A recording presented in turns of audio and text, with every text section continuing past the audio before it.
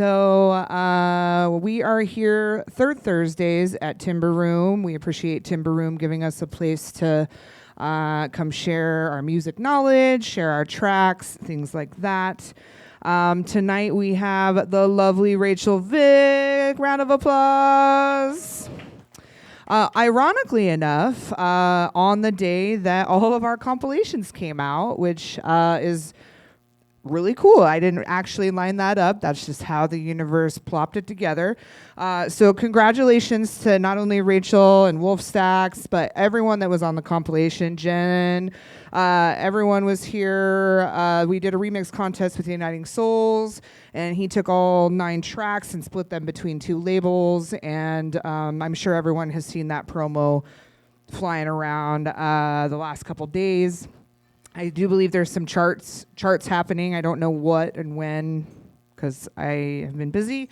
But yeah. Oh. So Rachel's going to teach us some things about songwriting and some vocal stuff. She's created this lovely deck for us. And then after that, we'll take a short break, and then we will do track feedback. If you have a track that you want to show and you haven't signed up with me, I have my sheet up here. And I'll explain how that all works after Rachel's class. Anything else? Don't forget to tell us kind of who you are and what you're about before you get started. All right. Hey, everybody. My name's Rachel. Hello. Thank you guys so much for coming. It's so nice to have all of you guys to chat with tonight. I just want to start by saying that if anybody has any thoughts or comments or questions or something that you heard that sparked a thought, I just want you to shove your hand up at any point. I would rather this be more of a conversation than, a presentation. So, I'll start with that. So, let's see. So me, I am from Cleveland, Ohio. I was born, I grew up with classic rock in my family.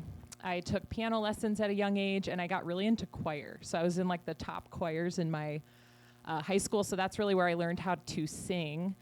And I still love choral music. And then from there, just kind of got into, in college, I got into playing, kind of trying to play around with songwriting. I didn't really feel confident in trying that. I'd always wanted to try it. And then I actually had a friend in college who had me sing on some of his songs that he was a rapper. So I would sing the hooks on his songs in college.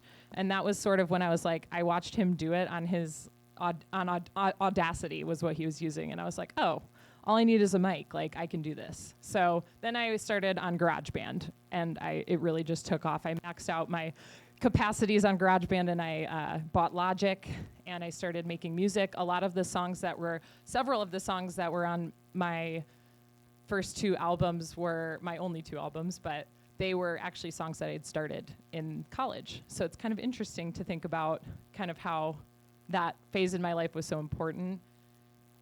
From there, picked up guitar.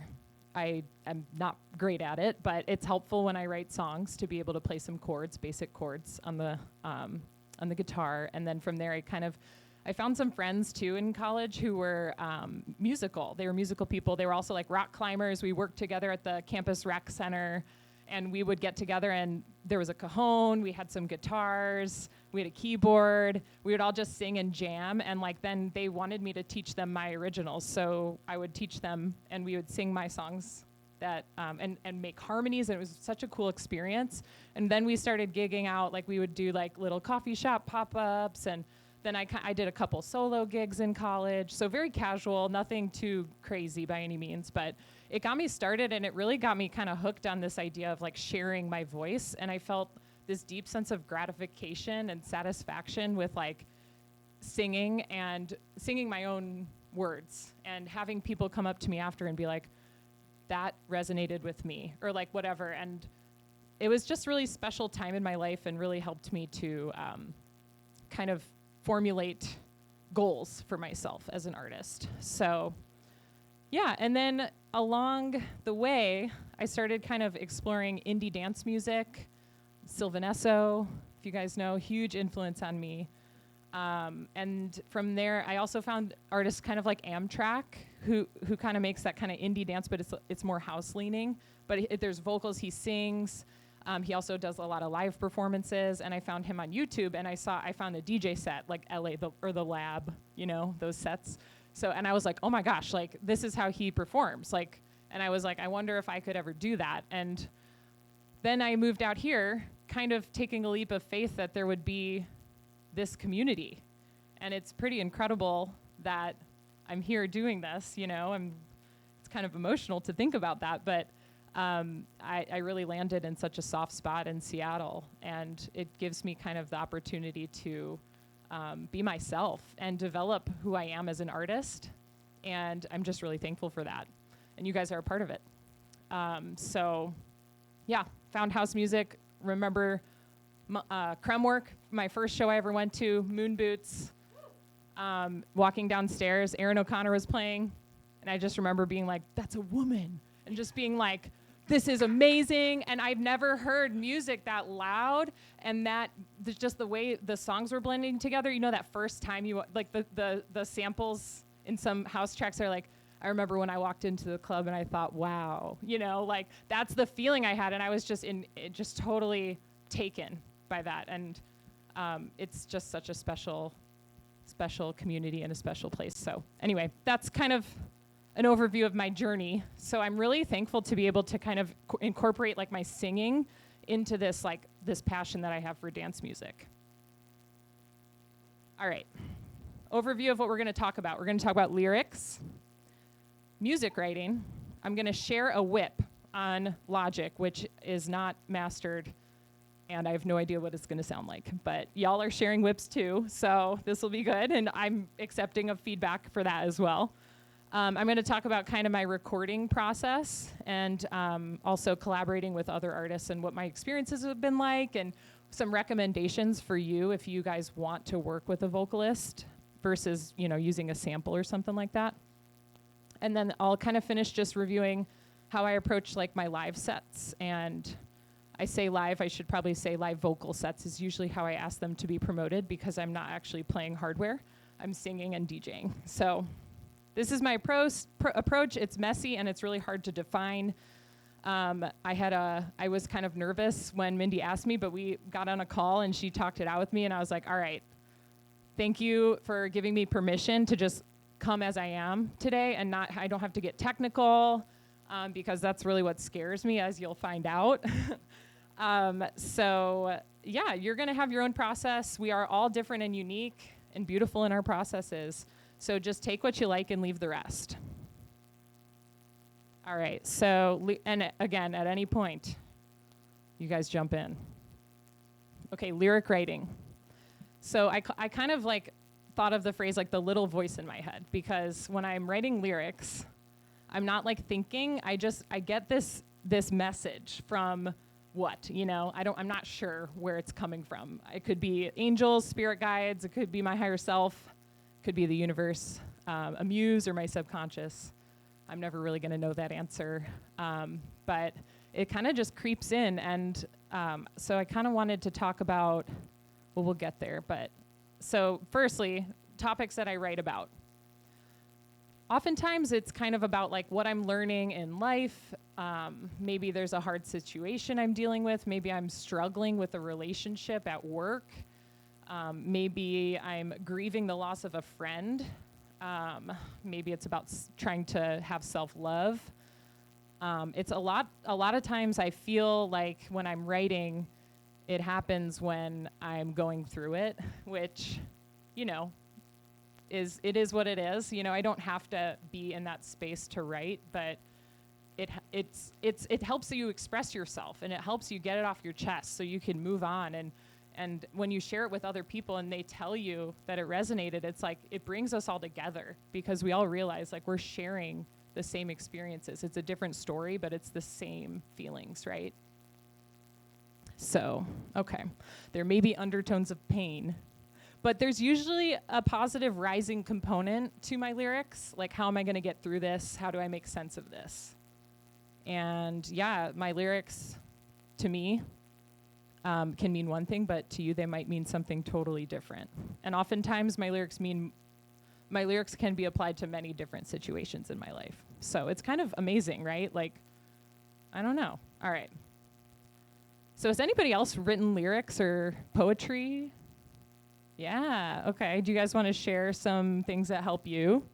I can pass the mic, or Mindy got it. I Mindy got has an it. extra mic. Hi, Christine. Anyone I want? love you. You want to talk? So, I'm honestly not great at writing lyrics as a whole for creative side, but one thing I do like to do, I'll go to there's a specific website where you can get open, like, domain stuff, and they've got a lot of stuff, like, from Alan Watts and stuff like that. I'll find stuff that's inspiring there, and I will rephrase it with my own lyrics on top of it. So I'll use this as kind of a starting point, and then read over and, like, chop it up and figure out how to get it in my song. That's great. Yeah, I can look up what it is. It's, I want to say freesounds.org. Yeah, lots of open domain stuff. Public domain. That's pretty cool. Like you, I usually just have like a little voice that pops in my head. It never really shuts up, so that helps. But I haven't written anything like full out yet. But I've got a couple of just stanzas here and there, and then my trouble is always trying to tie into that or wrap it around with the song. But I always drop down those little like stanzas and whatnot that I can remember for later. Yes, yes. That's awesome. We're going to talk about my experience with that too. Awesome, thank you. All right.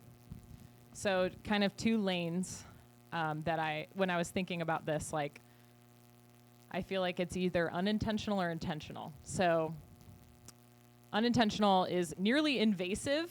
It's like I'm doing something not music related. Like, a lot of times on my drives, when I'm listening to like a house track, I'll start like singing and then I'll just immediately get out I have a shortcut on this is a tip too. Put your shortcut when you swipe up on your phone, make your voice memos so you can just hit it and immediately sing. So I'll do that. And then sometimes it's just a couple words, sometimes it's a melodic phrase. Notes app, obviously, Notepad, anything. Just get it down, because that idea, there's a book that I read called, what's that book that I have at home? You might not know. It's okay. But anyway, I haven't read it in a while. You know that one book, so you can use that one. Is it one book? It's okay. No, you won't know it because it's hidden in the, it's like by the plants. But anyway. No. It's by Elizabeth Gilbert. It's called like The Big Something. I don't know. But anyway, it's a very colorful cover. But she tells this story about how ideas just are passing through. And she tells this story about how she had an idea for a novel that she never pursued. And 2 years later, another author had written the exact same story, to the very specific details in the story were the same as her idea that she had, and it was just the idea was passed to somebody who was ready to receive it, right, and ready to transpose it into something else. It's really, I really wish I knew the name. I might look it up on Google for y'all when I'm playing my song or something so I can tell you, because it's a good book. But that's sort of the idea, right? You can let it pass through and not have any guilt about that, but if you have the trust to, get it down, and you have some tools in place to help you do that, those ideas are usually the ones that end up being kind of amazing, Okay, so trust your voice. And I wrote this because I think a lot of times as producers we can get really stuck in our heads about getting it right. And I wanted to affirm that when you hear when you have an idea, that is the idea. It's not some version, a bad version of the idea. That is the idea, and you should go with that, I think we try to morph things or change them to make them fit, or to make it sound like people are going to like it, or, whatever. Or it's too emotional or whatever. No, just let it be. If you want to fix it or fine tune it, you can do that later. But the first phase is not the time to try to do that. Okay. So yeah, just building that muscle of trust, you know. Logic and structure comes later. We want to do less thinking and deciding and more listening. So, and you know, I say this, and a lot of you guys probably relate already because you're artists, you know, like we're not always, you know, too clinical and too mathematical about things anyways. So you guys probably have your own versions of this, but I'm just kind of expressing kind of my thoughts on it, I guess. But so lyric writing is often not an action, but a conversation. I think, like I'm listening to myself and then I'm asking for more information. What feels right? Do the words feel good in your heart? Does it feel authentic? And then I kind of compared it to like a foreign language. If you catch bits and pieces, you can map it out later. Like if you overhear a conversation at a restaurant, you recognize a couple words, you probably can figure out what that person ordered for dinner or something like that, you know? And from there, you know, I have the pieces and I'm gonna keep them. And then later, you can kind of fill in those blanks with your logical mind too, you know. An example, like let's say the phrase never again comes to your mind. So I'm gonna continue to live in that open space in the present moment. I'm gonna try not to let my thoughts be like, oh, how could I make this into something about this? Like, no, the idea has come to you and it is your job to accept it as it is and ask for more information.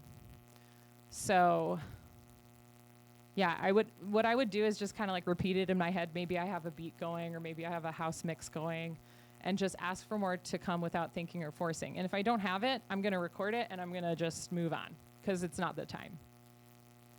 Versus intentional lyric writing, I'm going to set up my environment to kind of get myself in that space. So I'm going to clean my house. I like to have good smells. I might take a shower. I like to be in the studio or on the couch with my journal or laptop. You could do a card pull if you like. I know some people like to pull cards to get inspired about what they might write about. And that'll get your mind going for sure. Anything that's self-reflective and kind of inward.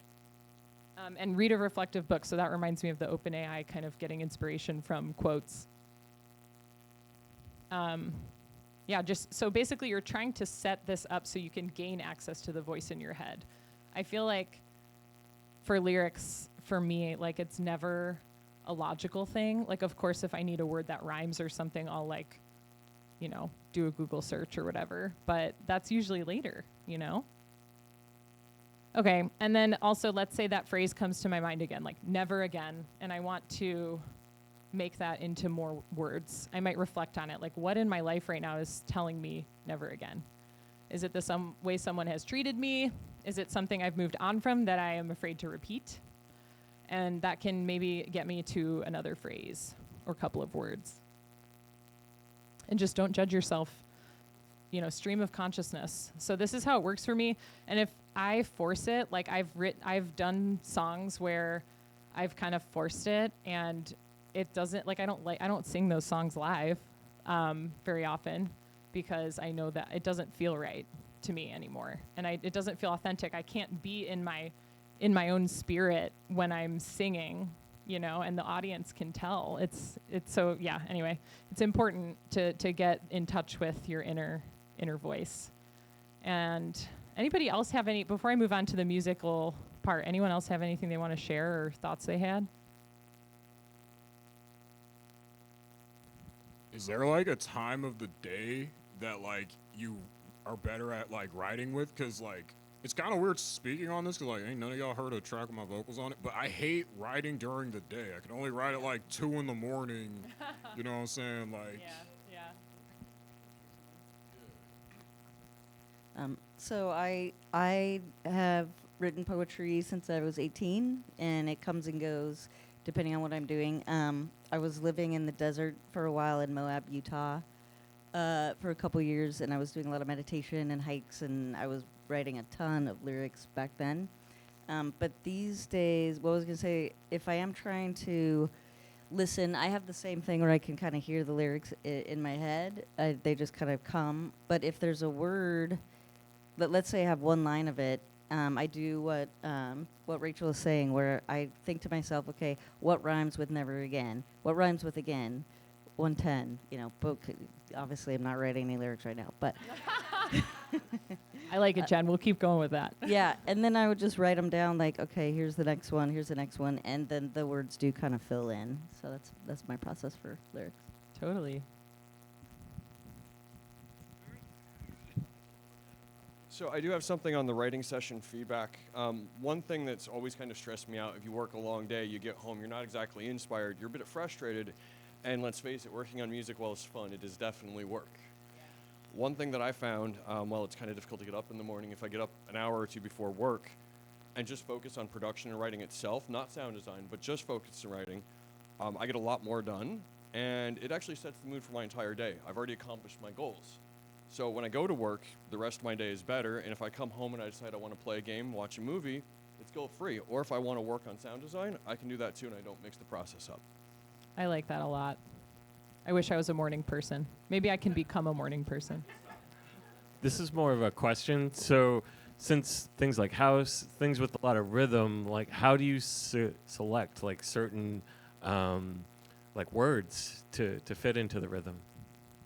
It's a good question. I think like it depends on what the project is. Like if I have somebody approach me for a collaboration and it's like a tech house track or, you know, something that's very four on the floor, I am more limited, right? So I'll think I might just keep my one or two phrases, couple words each, and that's it. And then we kind of map them out. Maybe I change the melody a little or add some harmonies or something like that. But yeah, that's a great question. In my own personal work, you will find that I write more indie. It's more indie dance, where there's that four on the floor driving beat, but there's a lot of other melodic elements. There's a lot of open space. There's a lot of space for verse. And I'm kind of wordy. Like, I like wordplay. I like to be kind of catch people off guard a little bit with how they're like, oh, that was kind of cool, like, or whatever, like a phrase that's kind of like tricky, you know, I guess. So yeah, great question. I hope that kind of answers that. It just depends on the project, and yeah. All right, cool. Thank you guys for your thoughts. Okay, let me check the time. Okay, cool. We're doing good. So the same voice in my head helps me write my lyrics, also shares melodies with me. So I hear melodies floating around, and I try to grab them in the same way that I grab the lyrics. So I want to talk about impulsivity, because it is my biggest strength and my biggest weakness at the same time. So the reason it's a strength, it's a strength because I have this really strong connection to my voice, and I'm just like Jen probably knows this from working with me. Like, I'm like, oh, and then I'm like, hold on. and then it's there, and we have it. And usually, you know, I move on from it because it's done. Like, I work very fast. I work really fast when I'm creating.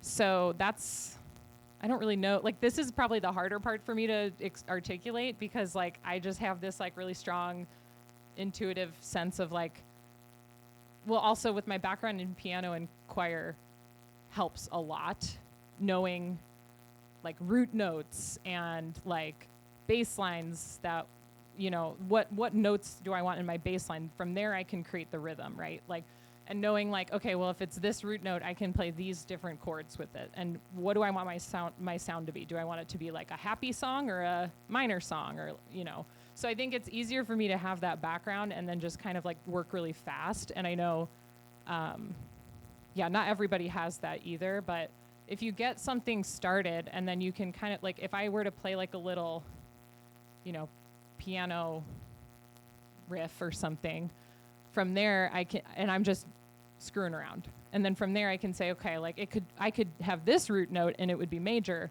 or this root note and it would be minor. And then that helps me kind of guide the direction of the song. And I'm kind of getting off topic, but yeah, I work really quick, and I try not to think too much about it. And at the same time, that's a weakness, because I have a lot of difficulty deviating from what I know to learn new things, like all the amazing, beautiful hardware I have sitting collecting dust in my studio right now. But that is a goal, right? That's more of maybe a long-term goal, to build those things into my sets. And I want to learn Ableton Live. And right now I'm kind of at this point where, like, I've accomplished some things and I want to keep going, but I don't know what I want to do next with my music, you know? So it's an interesting place to be, and it's actually been really great to get to reflect on it by doing this talk with y'all, because I'm kind of sorting through it for myself a little. So it's, yeah. But anyway, so yeah, it's definitely, it can be a challenge as well to be impulsive. But overall, this is the biggest thing here, I think, is that moving from thought into feeling yields fulfilling emotional music.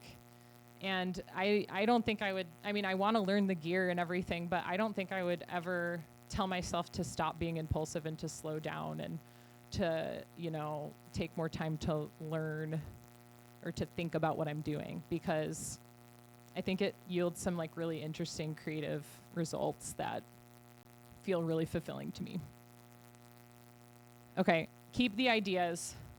A lot of folks will shame themselves for the unfinished project list, but it is a treasure chest, because at any time, I used to do this more often, and I should do it again, but like, or when I'm working on an album, like I'll just go back through everything and pull tracks into a folder, like, and the ones that I'm like, oh, I love this idea, and I just never have finished it. Like, I'm gonna try to put some effort towards that one. And I'm not gonna delete any of it. I'm just gonna back it all up. You know what I mean? So, yeah, Feels. Yeah, you know what I'm saying? I feel know. this comment It's so bad. It's overwhelming, but like, don't beat yourself up about it either, because there are times when you just need to make new things, and there are times when you feel like you have the space to go back, you know? Yeah, for me, I'm having a hard time with getting caught up in the tracks that I haven't finished and feeling like I can't start a new thing until I finish those tracks.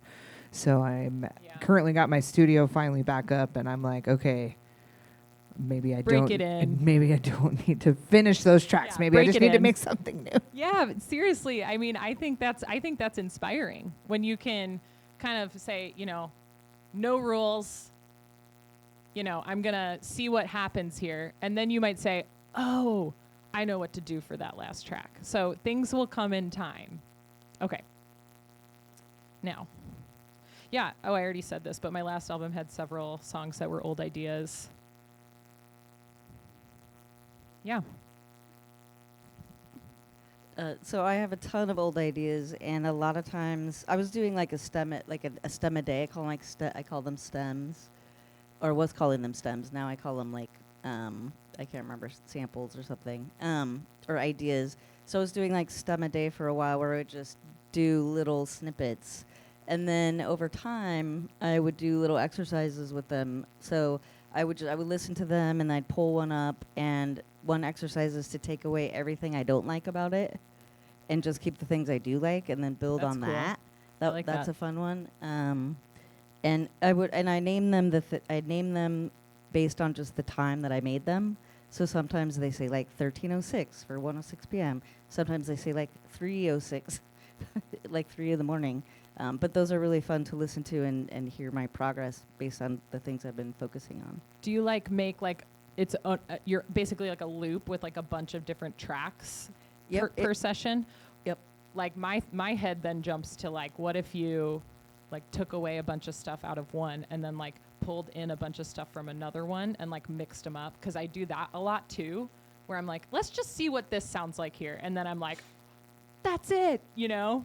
That is an awesome idea, mixing them together. Yep, I have not even tried that. Okay, I've not even tried that. yeah, I mean, I think that can be inspiring, because when you're in one lane of thought, like sometimes you miss out. Like, well, it's impossible to think of every possible rhythm that you could have, or like, you know, so that's something that I do a lot. And then I find like, oh my gosh, the way that these two are like playing around with each other is so beautiful. Nice. And it's really inspiring that way.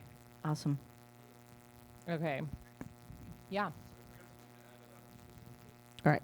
And we're talking in the mic because we do have live stream and YouTube, so that's why we passed the mic around. I just wanted to make that clear. So I attended an online Berklee class, which is free on Udemy. One of the things they talk about doing is etudes, which is a description of basically what you're describing. So instead of getting caught up building a full track, which can be quite difficult, intro, build, drop, quick outro, and just build a bunch of those. Depending on the style of music you're doing or the artist that you're going after, as you said, you can mix a couple of those together and have almost a complete track. You might have to tie the two together, but you've got two unique parts. So you can just focus on all of those and not worry about all the fine details until you've got a nice pile to work with, and then you can just mix and match. So. Love that. This actually reminds me of this project this track I was working on, where like I almost gave up on, because admittingly one of the reasons why y'all don't hear stuff my voice on is because it's a pain in the ass for me to do, because I don't have a regular booth or anything like that, right? So like it's just that much more of a mission, and I literally learned how to stop hating my voice at 29. So like, but that was also a huge obstacle, but I really realized I was just using the wrong instrumental for this track that I almost threw in the garbage, but I'm just like, oh, nah, bro, you just used the wrong beat. Could have had this done weeks ago, man, but like, just you had to put 2 and 2 together and make 4, so. Yeah, I get that. It can be simple. And I saw, one more in the back.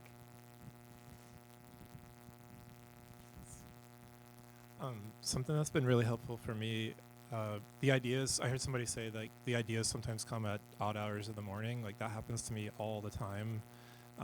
Something that's been really helpful is I have a voice recorder app on my phone, and I'll just record voice memos of whatever's flowing. Sometimes it's beats, lyrics, rhythms, melodies, whatever, just to get it captured before I forget. 100%. And then later I can go back over it, listen to it, and start to actually work it and figure out what I want to do with it. I've also had where I'll be working on a song and I'll have an idea for, I think it's for that song, but then I realize it doesn't really work for that song, but it sort of splinters off into a completely new song. That's happened a lot too. Yeah, and you just got to trust that when you're like, maybe this is something else. Like, yeah, that's your inner voice telling you, that's your inner voice yelling at you, and you're fighting it. Like, listen to yourself and just go with that, you know? I think it's so much about like removing that barrier that we have between like our source or our inspiration or the voice in our heads and like our logical minds. And it's not just about, like, logical mind isn't just about like thinking about how to make a song. It's actually like, it's the ego, you know? And you got to be present to stay out of that so information can come to you, and you have to trust it.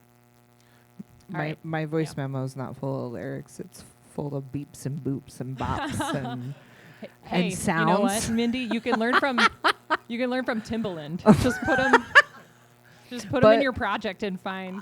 I do keep my phone like right above on my windowsill, and I have woken up at like 3 a.m. and been like, oh, I need to grab my phone real quick, and because it is a subconscious sometimes, and if it's that strong, like, it's great to have those resources. I have one other interesting tidbit about me, and I'm curious if anyone else has had this experience of dreaming a song. You dream full songs, and you wake up, and then you're like, fuck, like I can never actually recreate that, but I did once in college, and it's on my first self-released album, and I'm really proud of myself for getting up and pulling out my laptop because I produced like the whole thing in that night. But you've been dreaming 3 melodies for years.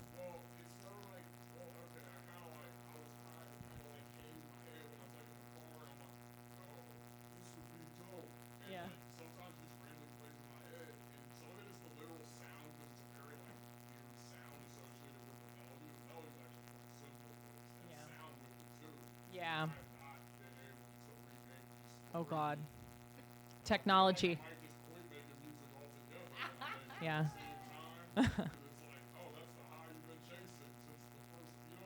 Yeah. Yeah, that's crazy. I wonder when Elon Musk is going to invent like a cap that we can put on. Oh, that would be sweet. And then it's just gonna like direct translate into the DAW, and and then it's just gonna be like, we're not producers, we're like music thinkers or something now. I don't know. Anyway. Wait, a lot of artists will also keep like a notepad next to their bedstand just for that. If you have like lyrics that pop in your mind, I love but you don't that. have your laptop right next to you. Yeah, maybe I'll do that too. I should probably do that. But lately, I haven't been getting a lot of messages in my dreams. So, but it's okay. All right. So I loved this analogy. So it's like a puzzle. It's like a new puzzle. Like you lay it out, you get the new puzzle open, and you lay it out on your table, and it's 1,000 pieces, and you have to turn them all over before you can start to organize it. So that's the way I feel about music writing and lyric writing, is like just get it out on the table, and now you have the item list, and then you can start to sort and organize things and pull it together. All right, gear can be a limitation. I use a lot of stocks, as you will see in Logic. I would love to use more gear, but I get frustrated because I can't create fast enough, and I have to watch a lot of YouTube videos, and I cannot listen to it on 1.5 speed and comprehend what they're saying, like Sully can. I wish I had that skill, but I just don't. So I just get frustrated. I'll look up a couple of videos and I'll be like, I'll just use that. Like, I'll just go into Logic and try to fiddle around and figure it out. And I usually kind of do, and that's the problem because so I guess it's not a problem, and I know a lot of producers do just use their DAW, but I want to get into, some of the sounds that this equipment can make is just, amazing. And so I want to get there. So it's still a goal. I'm going to challenge myself. Maybe don't come with a mission, like when you do go to play with the hardware, like just play with it. Like, don't come in with an intention on making a track with it necessarily, but a lot of producers don't always come in with a mission, right? So you could just fiddle around with it. Yeah. Yeah, I think the musicality part is something I'm comfortable with fiddling, but it's like setting up the chords and like getting the DAW to get MIDI, like that kind of, like the tech stuff, like, and like I'll hit a wall with something and I'm like, I can't get the sound to pipe in, and then I'm done trying immediately, which is not great, but yeah.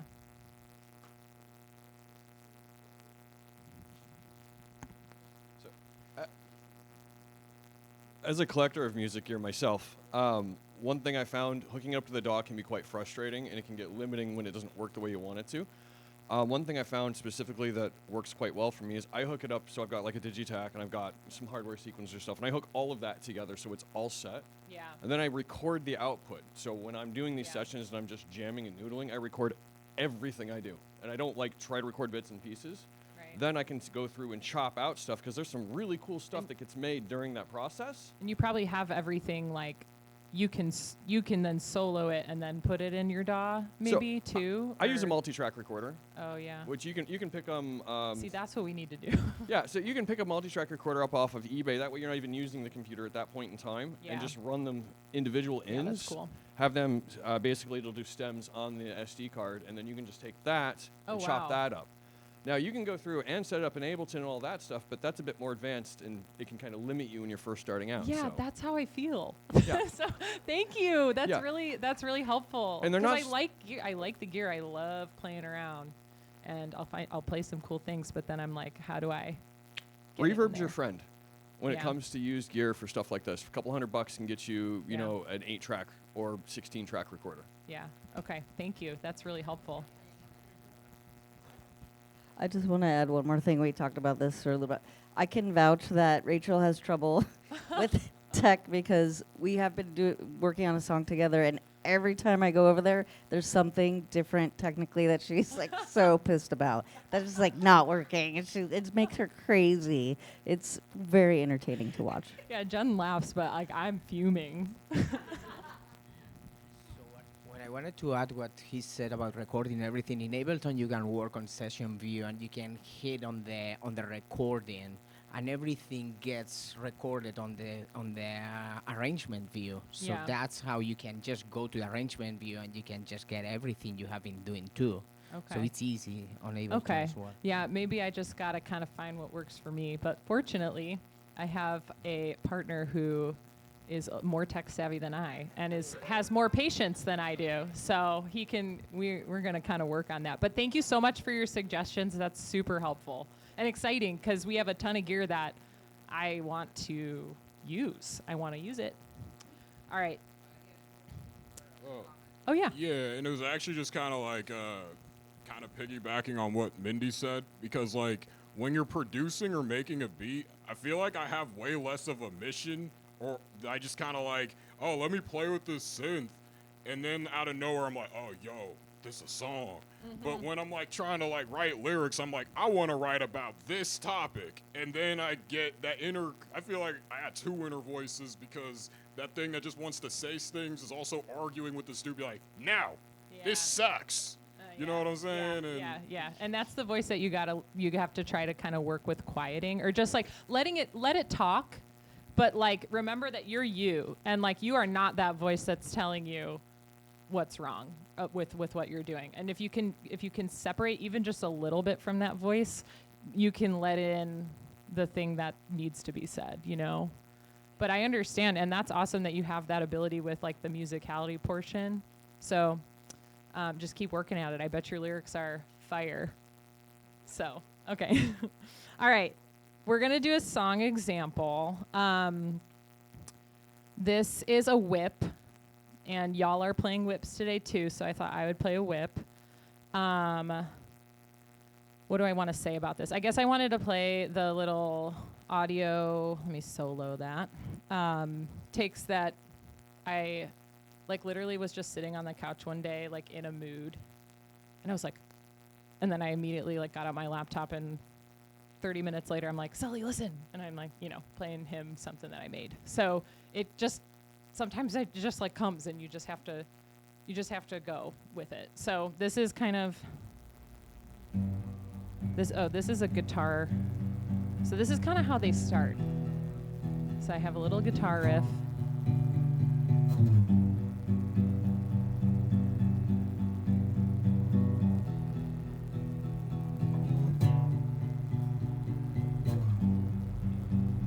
Oh no, stop up.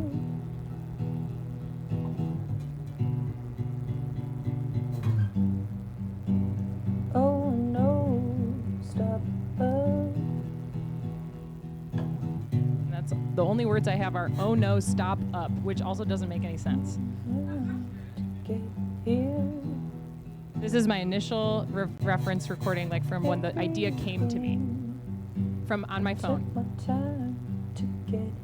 Took my time to get here, which also, that's not in the song anymore. Everything isn't in the song. Okay, anyway. So the point is like,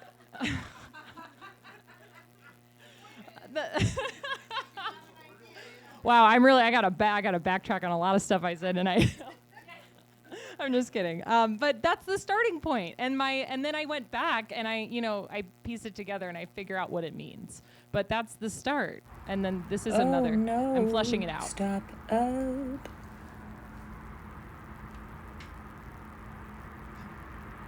How did I get here? Hitched a ride. Hitched a ride. Hitched a ride. How did I get here? Hitched a ride. They were good friends, turned out to be bad friends, baby. Maybe we were all a little bit crazy. I tried to forget it. All right, so that's kind of like, I think I recorded one day, let it marinate. It was still in my head, and then like went back and I had more lyrics because I was just letting it be. I was just listening, not forcing anything, and then more lyrics came, and more of those lyrics are in the actual track. So here it is. Did someone have something? No? I let it cook. That's right. Simmer on low. Yeah, okay.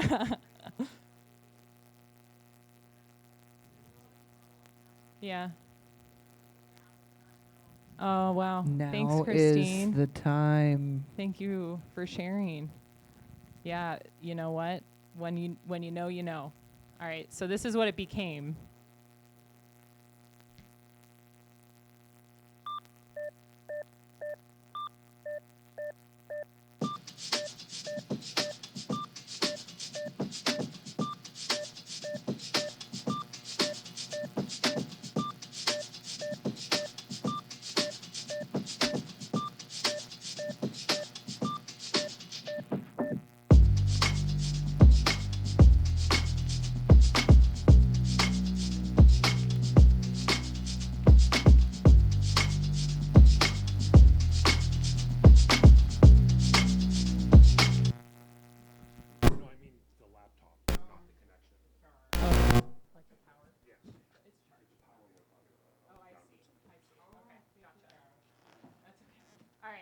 We'll just go from. Oh, man. We're buzzing. But, I mean, does it bother y'all? I don't know. Yes, it does. Okay. I'm like, well, I don't. See? I don't try to fix it.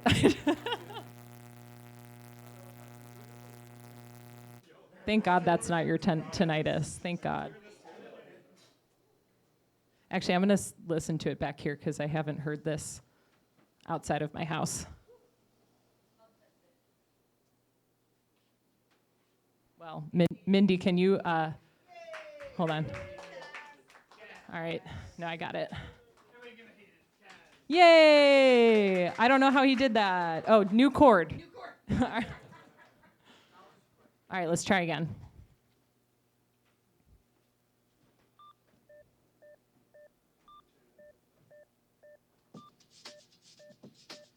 Oh my goodness. Oh, the fader. Okay. That should be loud enough.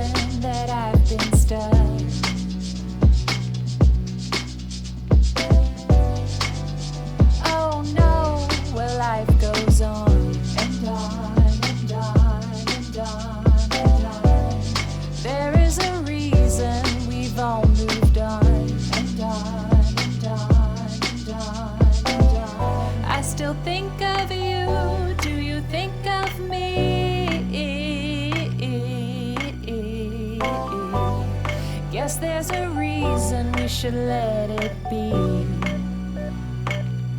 We should let it be.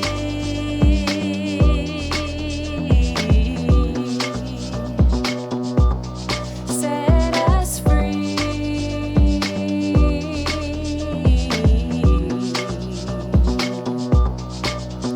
They were good friends, turned out to be bad friends, baby. Maybe we were all a little bit crazy. I tried to forget it. Close your eyes.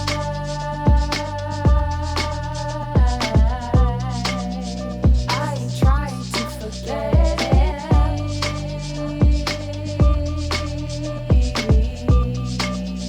Try not to regret it.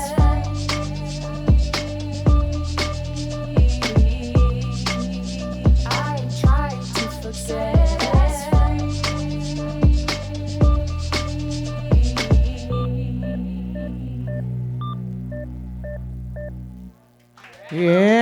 Yeah. Thank you. Yeah. And if you don't need the sound anymore, I don't. you could turn the fader down and then remove the cord. Thank you for saying the first part of that. Yeah. I was about to just rip it out of there. Like All I did. y'all would have been like, Yep, that's what I did. So Yeah, that's why okay. I remembered. yeah. Oh my gosh. Okay, well, so I kind of I didn't really know what I wanted to do for this class, and I was kind of working casually on this song, like, because I kind of have been taking, honestly, a little bit of a break from production right now, because I don't know, like I said earlier, I'm kind of figuring out what I want to do next.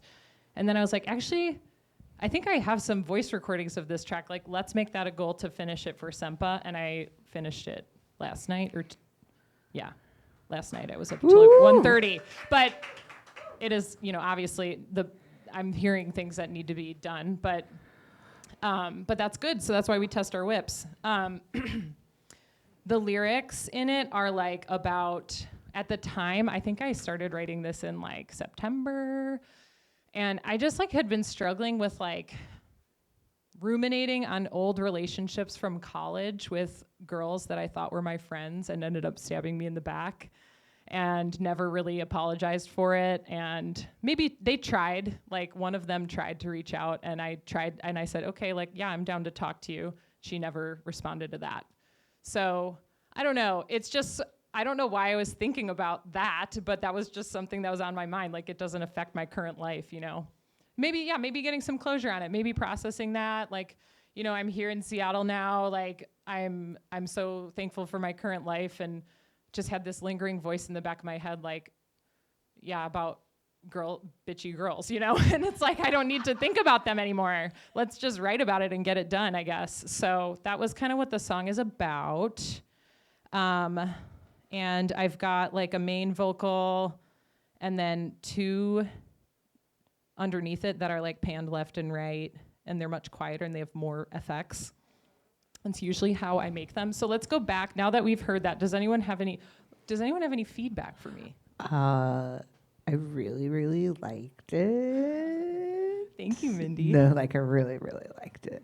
I mean, also it's a breakbeat, so there's that. But no, it was like still kind of like part of your indie roots, but also still very electronic, and I loved the vocals did resonate with me. I especially loved at the end. Here, I'm gonna pull them up for y'all so you can see. At the end, there's a group. Oh, you covered it up, but I did. Oh, sorry. It's okay. But at the end, there's some longer notes that you layered. Yeah, those down there, where you layered your voice and pitched, and then put some other, like, I just love that. Like, I loved all of the vocals, but like at the end, I was like, ooh, that's really cool how you like kind of pitched them at different octaves and then added the little bit of okay. And do you typically write out what the vocal says on it? Like this is the Notes app on Logic, or the notes column, which I don't know if Ableton has that. Probably. Yeah, but even just like the little things say or oh and the words. That's just the name of the project. I think when you record a new audio, it'll just pull up like audio. Yeah, Okay. that name of the project there. But Cool. Anyone else have a couple things to say? I'm gonna go back here real quick. Thank you, Mindy. You essentially said just about everything I was going to say. Yeah, the way that you panned vocals left and right, and then also when you stacked your vocals with the echo and some delay, different octaves, that is my kryptonite, my happy place. So thank you. Thank you. Yes.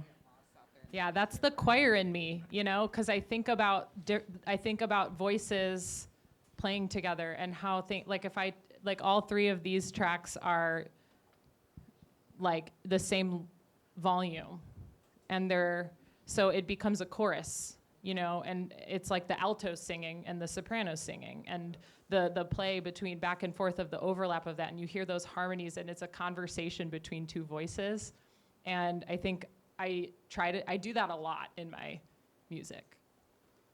So my question would be, because I also do a little bit of singing, where do you place the gate, or when you're playing just singing live, or when you're recording at home in your studio, do you do it with headphones? How you do it? Do you mean like compression, or is the gate? It's like all the sound that is coming from the speakers, they don't get to the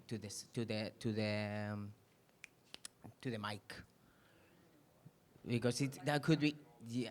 Oh, I don't do that until after. I process them after. Okay. I don't think I use it. I don't see, and this is where like I didn't want to get technical, because I know I know I can be better at this stuff. Yeah, like y'all are better at this than I am. Like no, vocals, the vocal processing stuff for sure. Like Yeah, I just do the best I can. Yeah, it's okay. No, I understand, But it's interesting. I do because compress it after. Yeah, one of my problems is that when I'm singing, the sound from my monitors are reaching the mic. Oh. You know, and it's like that's what I you meant by I never learned how to use the gate properly, because it's a little bit tricky. You know, I record, so I turn down that interface. Okay. No master out, only in my headphones. Only on your headphones. Yeah. That's the thing. So it stays nice and quiet. And when you are live.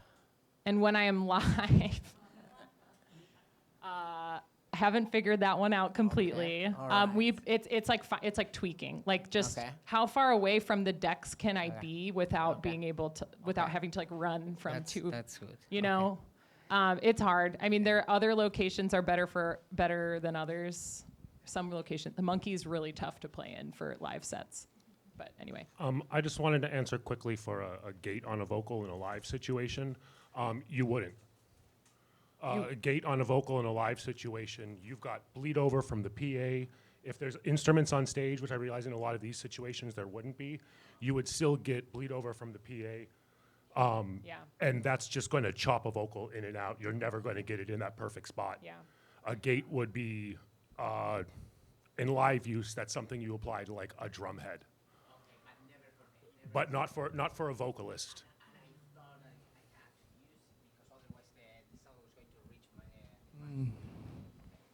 Yeah. All right. I know it's also 8 Mindy, so should I keep rolling through this? Or? Yeah, so you can go a little bit over if you have a little bit more to cover. I just have I can go through the last stuff like quickly. Okay. We got through the bulk, but I just wanted to mention to Alan, one of the things when I do live stuff, I have a dynamic mic, and then I also am like conscious of my distance from the mic. So working on I guess techniques for if I'm going to be belting a phrase out, I got to step back a little bit, right? So kind of working on that stuff too can help with live stuff. Okay, let's get back into the rest. This is it, the last little bit here. So equipment, I have a good interface. I used to use solid state. Now I use an M Audio Air, and I think it has actually sounds better than the solid state from what I can tell. I still use an Audio Technica 2020. Raise your hand if you know that mic. Anybody? $100. Bought it in college. I know that I could purchase a better mic, but I I don't know. I just haven't for reasons. But I think it sounds good, and the results are satisfactory, and I'm sure they could be more than satisfactory or elevated or more professional sounding if I bought like a Shure. I think that's a popular or a popular professional brand. But anyway, and this one, I wanted to make sure I talked about the Chaotica Eyeball. This is wrong. This is like game changer. It's this foam, this really dense foam sphere that has a pop filter on it. So you can take the pop filter out, and the inside of it is hollow. And you pop this sphere on top of your mic, and then you put the pop filter on. So it's encased in this dense foam. I don't soundproof my space. I don't have to anymore. Sully was cooking dinner the other night, and I was recording, and it sounded, that was the recording from when he was like clanging around downstairs. So it's tight. Like, it's $200 or something, but it is like game changer, especially if you live in an apartment and don't have like a formal studio. Recording. I record as many takes as it takes until I feel that I've gotten at least 3, if not up to 5 good reps per phrase. So that could, I've sped through that project a little bit more. I probably would have redid some of the phrases because of pitch issues or volume issues like dynamics. But I did not, because I wanted to make sure I had a product to share. And then I'm going to pick my favorite. What do I feel is the best take? And that becomes the main line. And then the second options can be panned left and right underneath. That's kind of how I do it. I'm not sure if there's a better or different approach than that. But I'm not going to review my processing in depth today. But I just try to find a clean and crisp, evenly loud sound. And I think that was a downfall of I think that's feedback for myself listening. I think the dynamics, like you can do gain automation to correct some of those dynamic issues. And I did like a very quick and dirty gain automation, but like, I think it could be better before compression. And then that would help even out the volume of everything. But that takes a lot of time. And then light verb, that's it. What do I provide my collaborator? Raw file without EQ, no compression or anything. So it sounds like not great. But then I also provide them with a second file, because I'm hopeful that, it might cut out the work that they have to do, and they can kind of hear like how I'm hearing things. And then also, if it's an openly creative project, I might even offer vocal chopping or stylistic effects or harmonies that I come up with as add-ons, whatever I can think of that they might use. Okay, collaborating with a vocalist. I wanted to just give a couple thoughts on this, because I have worked with a lot of folks in Seattle, and I've had a variety of different experiences with that. And through that, I end up sometimes kind of feeling like I wasn't loud enough about what I needed or expected within that collaboration. And so I just wanted to outline this to help anybody who is thinking about working with a vocalist. Also, I didn't know what I needed or wanted out of the collab, and now I know that. So I'm thankful for all the experiences that I've had and all the projects I've worked on. So no bad experiences whatsoever, but just learning things. So when you're going in, you have to define your creative expectations. What level of involvement does the vocalist have? Who is going to write the lyrics and melody, and are you open to their ideas? Because those are going to kind of lay the groundwork for a lot of things about the relationship that you're going to have. Me personally, I'm also a producer, so I can work with tracks in a DAW. I know, how to help in that way, and I can also provide instrumentation or suggestions about beats and whatever, structure and everything. So I think that's another thing that I think has gotten, like, that needs to be like communicated about from the start, and the expectations there, like sometimes, yeah, okay. All right, so paid versus unpaid. Are you collaborating creatively, or are you hiring the vocalist to express your ideas? If this is collaborative, I usually do not expect any payment, because I'm going to take on a project that I care about and want to do with someone. But if it is, more so the producer wants a certain thing, I might, consider asking for payment or just letting them know upfront, like, I would like to contribute creatively. I don't expect a payment for that, but if you have an idea about what you want and I'm still on board, then I would ask for payment, because it does take time and effort. So that's something to consider. Then, after the fact, if the track is going to be released, they've contributed, they need to be treated like somebody who has contributed to the song. I'm still learning about this, so if any of y'all have any, insight or experiences that you want to share about, or like how you approach this, I'm more than happy to learn from you. There's still so much gray area in this, especially in a collaborative community where we're sharing ideas and working with each other as friends and, people that share a creative space together. And my goal is never to make money, but I also want to recognize that time and effort need to be, considered when you're asking somebody to work on a project with you. Yeah, Mindy. I think one way us as producers, as well as any vocalists, is ask for that. Is it the IMD, whatever that verb number is, the number that you use as a producer, right? When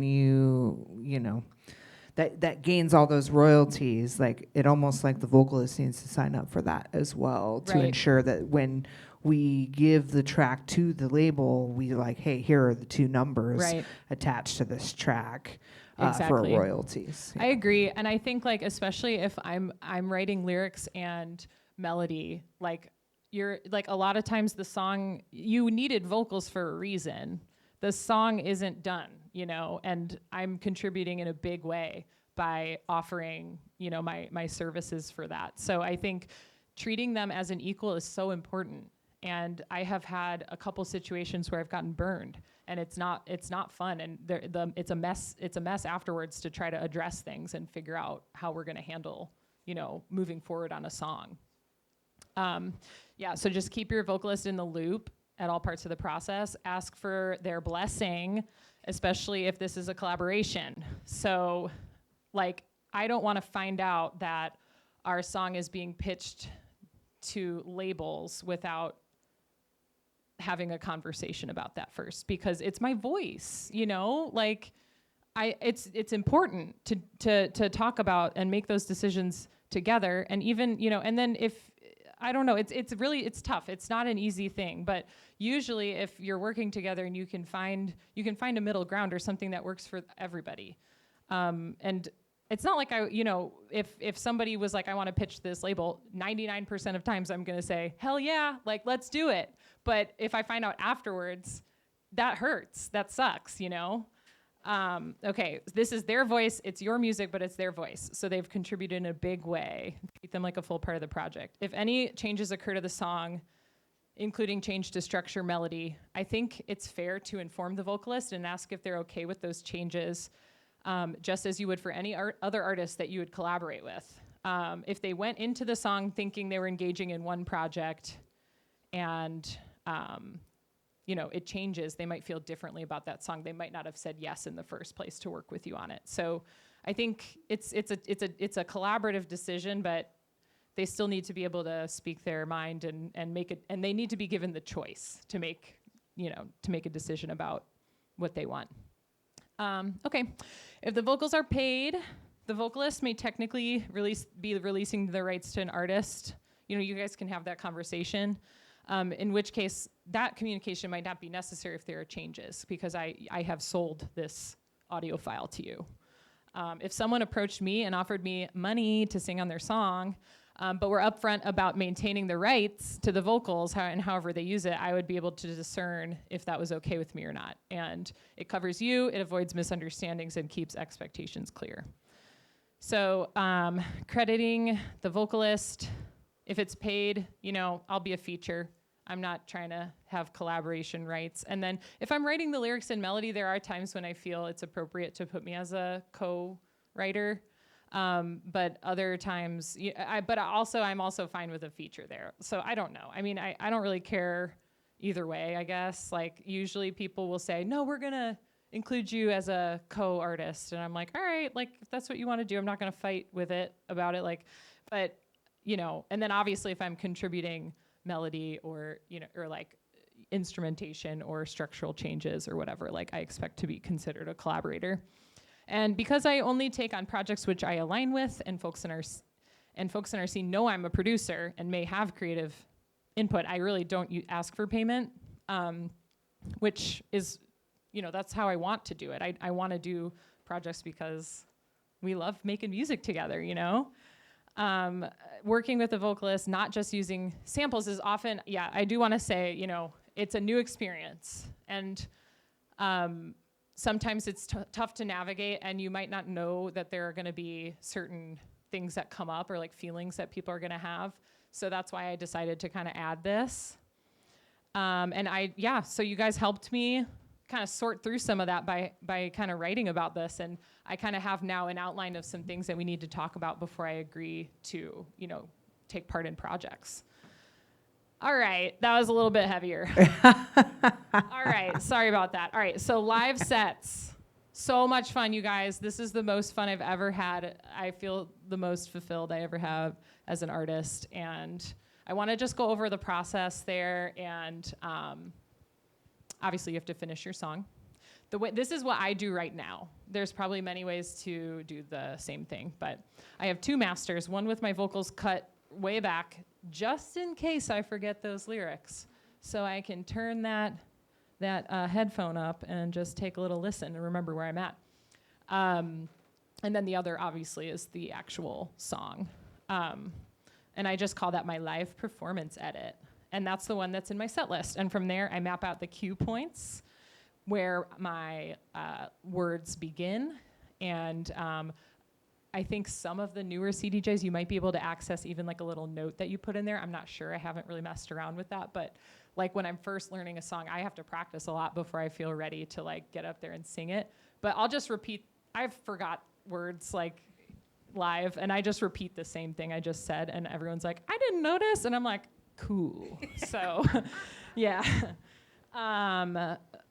So I just go mic straight into the mixer. I've used like an external vocal effects box, which I've really loved doing, but it is a little bit like more complicated, and there's more, I guess, things to be adjusted and figured out. So if I had more time, I would do that perhaps, but really like for a quick live set at the club, like I'm just going right through the mixer at this point. Just try to check your levels before the show. If not, have a buddy, or you can hire Sully to be your sound person, or ask for assistance from the promoter or sound tech to help you check that. Even if it's at the beginning, you know, you could do a little mic check during your first song or something. So live shows. I've done Decked Out twice with live shows at Monkey Loft. I opened for Soichi Terada, which was the best night of my life. The crowd was amazing. I really felt like I got my wings. I don't know. I felt like I, you know, was like, okay, no, this is a good project for me to continue working on. I felt really confident. And then I did something for the Goodbye Look, which is a crew in Seattle who hosts a lot of jazz shows, and they're also doing more electronic artists, and they're dope. So if you guys want to check out the Goodbye Look, I played at Bad Bar in Queen Anne, and then I'm playing on the Hayu for New Year's Eve, and I'm gonna sing. I'm gonna do like maybe 4 or 5 singing songs, and then I'm gonna mix some other fun things in. And future goals, I've already kind of talked about this, but Ableton Live, possibly transition to live hardware one day in the future. And maybe even like singer in an indie electronic band. Like that would be pretty tight. So if y'all know anybody who would align with my vibe that needs a vocalist, hit me up. All right, so thank you guys so much for coming and listening and participating. Round of applause for Rachel. Thank you. Thank you so much, Mindy and SEMPA, for having me. I'm so thankful. Yes.